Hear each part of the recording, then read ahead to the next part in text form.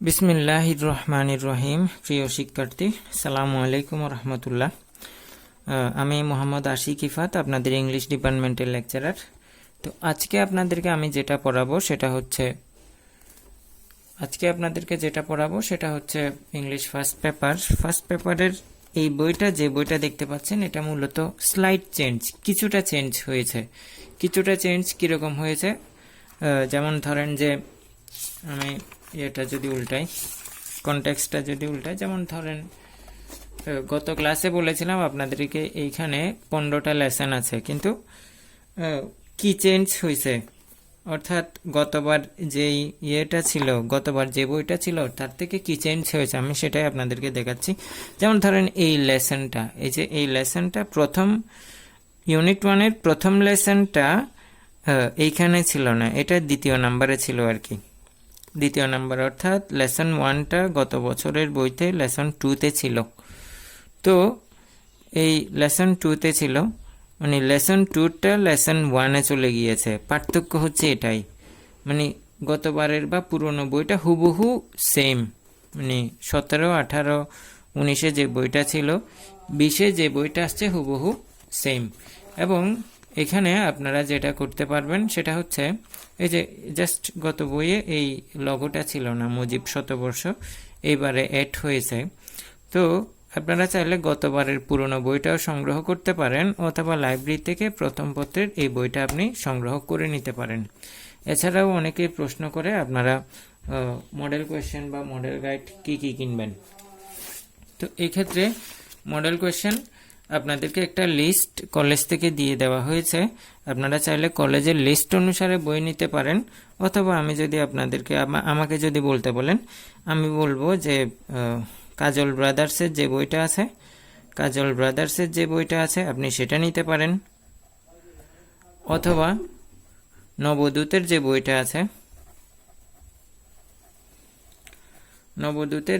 আছে সে বইটা আপনি সংগ্রহ করতে পারেন। এছাড়াও আপনি যদি সংগ্রহ করতে চান, পাঞ্জেরির বইটাও সংগ্রহ করতে পারেন, সেটাও ভালো। তো মোটামুটি এই বইগুলো আপনি ফলো করতে পারেন, অথবা এই সাজেশনের এই পরামর্শের বাইরে আপনি কলেজের যেই লিস্টটা দিয়েছে আপনি চাইলে সেটাও সংগ্রহ করতে পারেন। তা আমি মূলত দুটো বই ফলো করব, সেটা হচ্ছে এই দুটো বই আমি ফলো করি, আপনি চাইলে ফলো করতে পারেন। আর তাড়াতাড়ি বই সংগ্রহ করে আপনি তাড়াতাড়ি পড়াশোনা শুরু করে দেন, সেটা আপনার জন্য অধিকতর মঙ্গলকর হবে বলে আমি আশা করছি। তো আজকে যে লেসনটা আমি পড়াবো সেটা হচ্ছে, যেমন ধরেন আপনি বইটা উল্টানোর পরে যে এটার 7 নাম্বার, এই যে এখানে প্রথমত যে ইউনিটটা আপনি দেখতে পাবেন সেটা হচ্ছে, যেমন ধরেন এই বঙ্গবন্ধু থেকে প্যাসেজ আকারে আসে না, এই বঙ্গবন্ধু থেকে প্যারাগ্রাফ আকারে আসে। তো প্যারাগ্রাফটা আমি আপনাদেরকে দিয়ে দিব, কিভাবে পড়বেন, কোত্থেকে পড়বেন, প্যারাগ্রাফ আকারে আপনাকে আমি দিয়ে দিব। এতে করে আপনাদের জন্য বুঝতে আরও সুবিধা হবে ইনশাল্লাহ। অর্থাৎ আনফরগেটেবল স্পিচ, এই স্পিচটা প্যারাগ্রাফ আকারে আসতে পারে। এটা হচ্ছে মূলত বঙ্গবন্ধু যে ভাষণটা দিয়েছিলেন 7 মার্চের পুরো, এই যে এখানে যে ভাষণটা আছে, এই যে এখানে পুরো ওই 7 মার্চের বাংলা ভাষণটার ইংলিশে কনভার্টেড হচ্ছে এই প্যাসেজটা। তো এইখান থেকে মূলত যেটা আছে সেটা হচ্ছে প্যারাগ্রাফ আকারে আসবে। বলবো আনফরগেটেবল স্পিচ, এই প্যারাগ্রাফটা লিখেন, তখন আপনাকে লিখে দিতে হবে। আপনারা বই থেকে এটা পড়ে নিতে পারেন, বা আমাদেরকে বললে আমরা ওভাবে সংগ্রহ করে দিতে পারবো। তো এটা নিয়ে আর কথা বলতে চাচ্ছি না।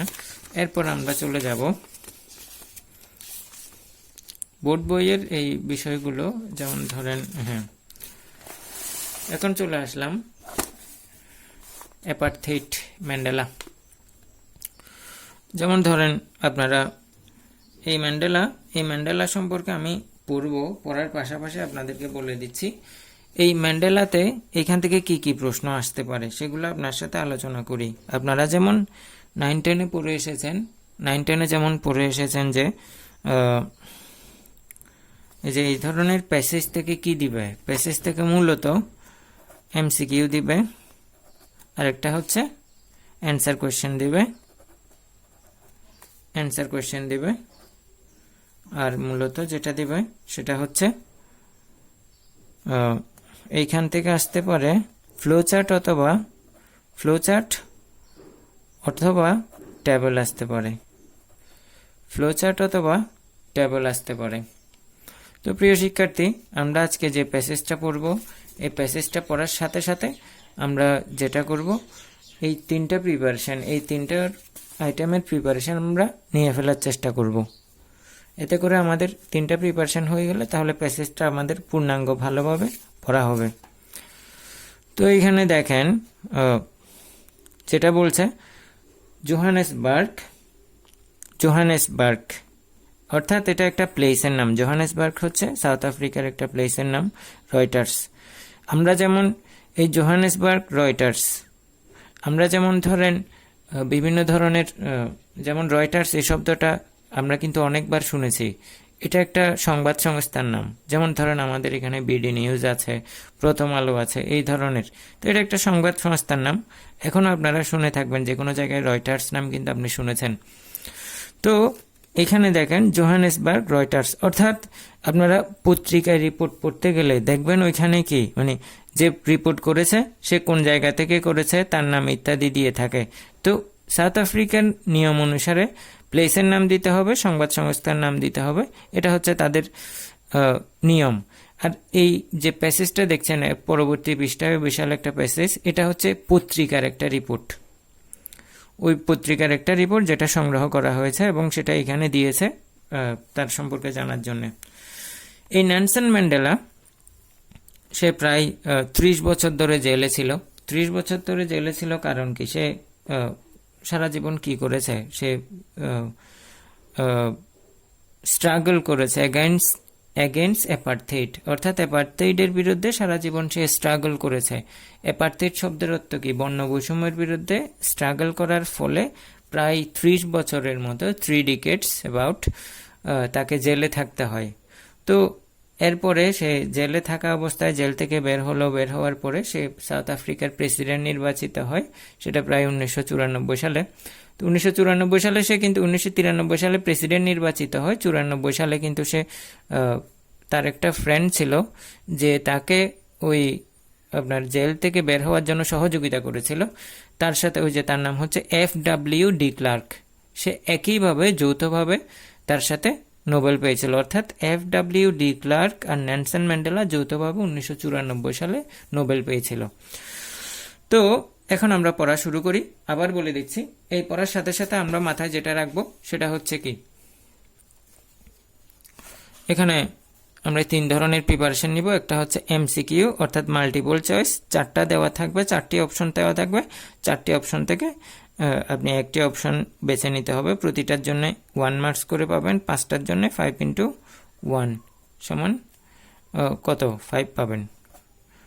অ্যান্সার কোয়েশ্চেন থাকবে 5টি, অ্যান্সার কোয়েশ্চেন থাকবে 5টি, 5টির জন্য প্রতিটিতে 2 মার্কস অর্থাৎ 10 মার্কস। ফ্লোচার্ট বা ট্যাবল থেকে আসবে কত, ফ্লোচার্ট বা ট্যাবল থেকে 10 মার্কস আসবে। তো কিভাবে ধাপে ধাপে প্রত্যেকটা মার্কস পেতে হয় আমি আপনাকে সেটা সহজভাবে তুলে ধরার চেষ্টা করব ইনশাআল্লাহ। এখন যাই, প্রথমে যেটা বলছে সেটা হচ্ছে Mandela guided south Africa. Guided শব্দের অর্থ কি, কোনো কিছু পরিচালিত করা, দিক নির্দেশনা দেওয়া। Guided south Africa, guided. তো দেখেন যে গাইডেড শব্দটা বলেছে, গাইডেডের সিনোনিমাস ওয়ার্ড অর্থাৎ সমার্থক শব্দ কি, সিনোনিমাস ওয়ার্ড গাইডেড মানে লিড। লিড মানে কি, পরিচালিত করা, LEAD। এখানে লিডের পাস্ট ফর্ম কি, লেট।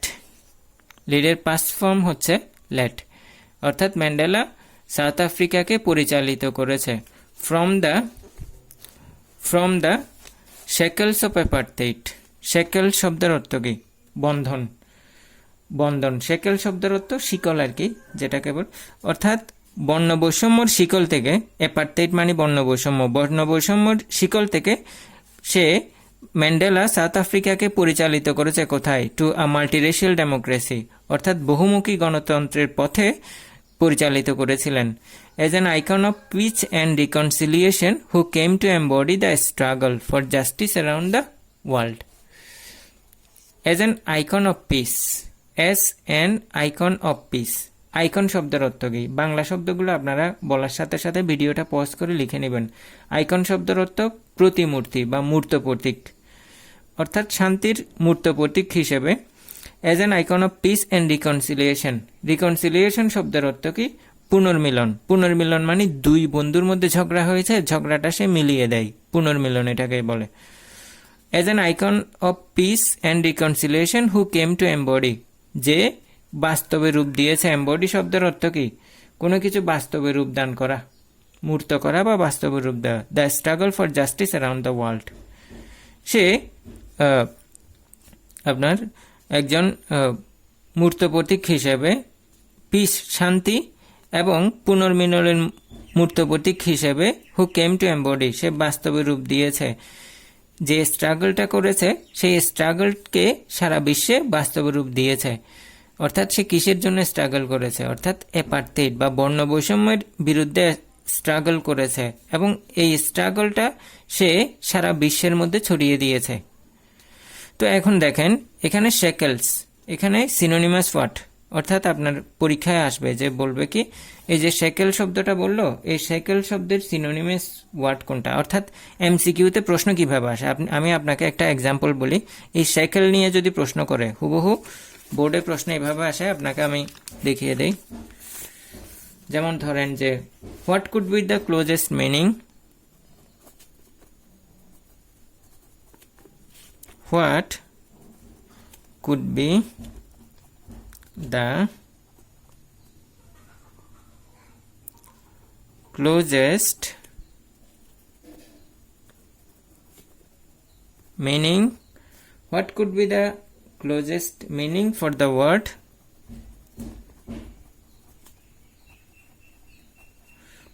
word shackles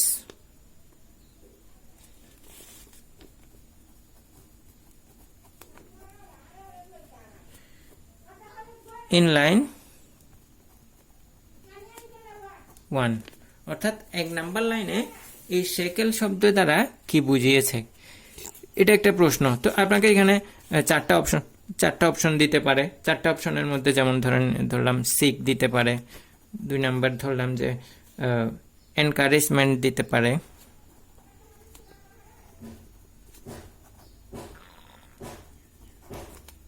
এনকারেজমেন্ট দিতে পারে, তারপর ধরেন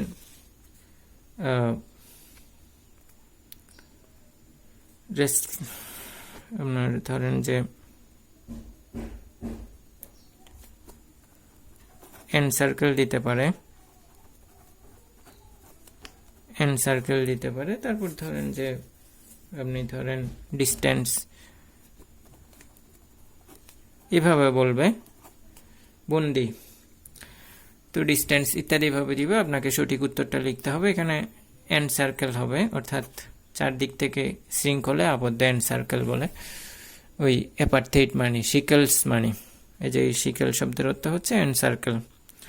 তো প্রিয় শিক্ষার্থী, আর এটা হচ্ছে একটা এক্সাম্পল দিলাম এমসিকিউ, বা বলবে যে এটার ক্লোজেস্ট মিনিং শব্দের অর্থ কি, যে এই শব্দের এই যে শেকেল বললো যে ক্লোজেস্ট মিনিং, এই শেকেলসের ক্লোজেস্ট মিনিং কোনটা? তো ক্লোজেস্ট মিনিং বলতে আপনার সিনোনিম বলছে। এই ক্লোজেস্ট মিনিং শব্দের অর্থ হচ্ছে সিনোনিম। সিনোনিম মানে কি, বাংলাতে যাকে বলে সমার্থক শব্দ আর কি। তো এখানে দেখেন যে বলছে কি guided south Africa from shekel মানে শিকল বা বন্দি থেকে। তো এই শেকেল শব্দের সিনোনিমাস ওয়ার্ডগুলো হচ্ছে, লিখে রাখেন। সিনোনিমাস ওয়ার্ড হচ্ছে ব্যারিয়ার, BARRIER ব্যারিয়ার, তারপর হচ্ছে অবস্টাকল, TACLE OBSTACLE অবস্টাকল, বার অবস্ট্রাকশন, তারপর ধরেন অবস্ট্রাকশন।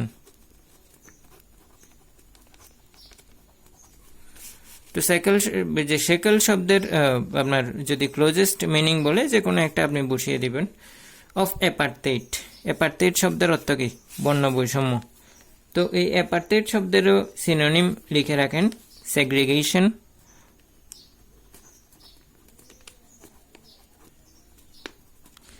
সেগ্রিগেশন দিতে পারেন, তারপর সেভারেন্স দিতে পারেন, সেভারেন্স দিতে পারেন, সেপারেশন দিতে পারেন।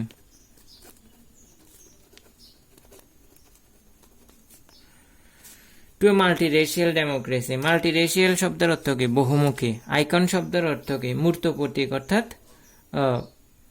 প্রতিমূর্তি, মূর্ত প্রতীক বা যাকে অনুসরণ করা যায় তাকে বলে কি? আইকন বলে। যাকে অনুসরণ করা যায় তাকে কি বলে? আইকন বলে। তো এই আইকন অর্থাৎ এই আইকন শব্দের সিনোনিম লিখেন আইডল, আইডল লিখতে পারেন, ফিগার লিখতে পারেন, ফিগার, স্ট্যাচু, স্ট্যাচু লিখতে পারেন, অথবা ইমেজও বলা যায়। আইকনের সিনোনিম আপনি ইমেজও দিতে পারেন। আশা করি বুঝাতে পারছি। পিস অ্যান্ড রিকনসিলিয়েশন, রিকনসিলিয়েশন মানে কি? পুনর্মিলন। এখান থেকেও কিন্তু প্রশ্ন আসবে, রিকনসিলিয়েশন।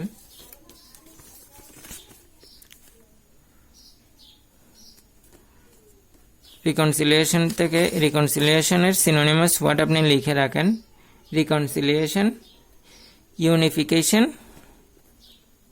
ইউনিফিকেশন,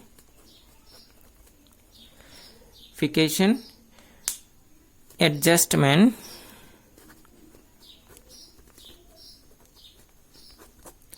অ্যাডজাস্টমেন্ট, তারপর ধরেন দিতে পারেন ইউনিয়ন। রিকনসিলিয়েশন শব্দের অর্থ কি বলেছিলাম? পুনর্মিলন। তো imprison for nearly 3 decades for his fight against white minority rule, say imprison ছিল। ইমপ্রিজন শব্দের অর্থ কি? জেলে বন্দি ছিল আর কি। ইমপ্রিজেন্ট, ইমপ্রিজেন্ট জেলে বন্দি ছিল, অর্থাৎ ইনক্লোজড ছিলেন।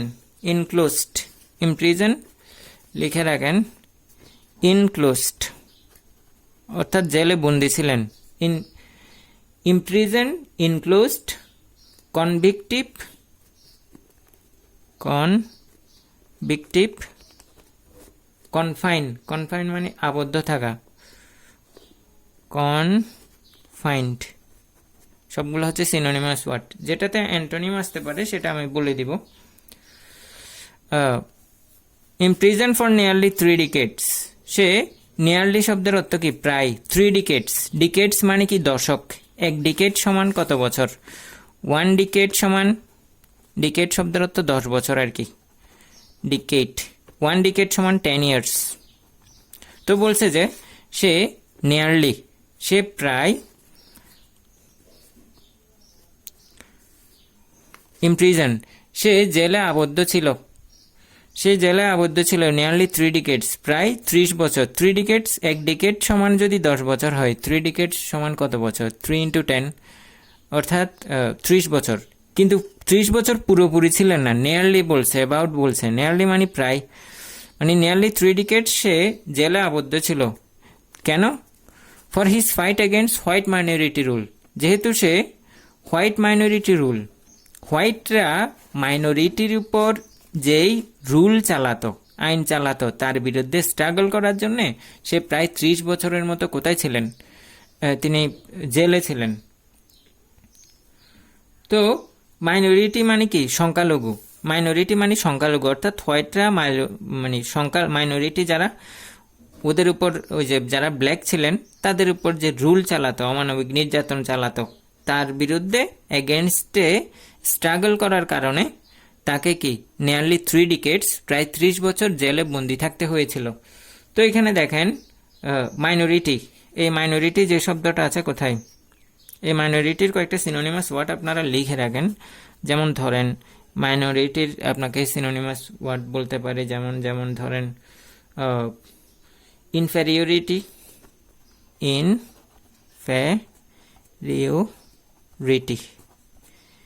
ইনফেরিয়রিটি, তারপরে বলতে পারেন লোনেস, মানে যারা নিচু। মাইনরিটি শব্দের অর্থে ইনফেরিয়রিটি, লোনেস অর্থাৎ যারা সমাজের নিচু সম্প্রদায়, ওদের পক্ষে কথা বলার কারণে তাকে প্রায় 30 বছর কোথায় থাকতে হয়েছিল, জেলে থাকতে হয়েছিল। এখানে যেমন ধরেন এই যে আপনাকে বললাম অ্যাপার্থেইড, কোথায় এই অ্যাপার্থেইডের উপর কিন্তু প্রশ্ন আসে। কিভাবে প্রশ্ন আসে আপনাদেরকে বলি আমি। প্রশ্নটা এভাবে দিতে পারে, what does apartheid refer to in the title. অর্থাৎ এইখানে যে যেমন ধরেন এইখানে টাইটেলে আছে না যে Nelson Mandela from the apartheid fighter to president, বলছে কি ফাইটার টু, বর্ণ বৈষম্যের একজন ফাইটার থেকে সে প্রেসিডেন্ট হয়েছে। তো বলছে কি এই অ্যাপার্থেইড শব্দের এই অ্যাপার্থেইড থেকে এইভাবে প্রশ্ন আসতে পারে, what does apartheid refer to in the title. অর্থাৎ অ্যাপার্থেইড দিয়ে এই টাইটেলে কি বোঝানো হচ্ছে। অ্যাপার্থেইড মানে আপনাদেরকে আমি বলেছিলাম কি ডিসক্রিমিনেশন বা বৈষম্য। ডিস্টেন্স দূরত্ব বোঝাচ্ছে না, কারেজ বা সাহসও বোঝাচ্ছে না, মিন বা মাধ্যমও বোঝাচ্ছে না, ডিসক্রিমিনেশন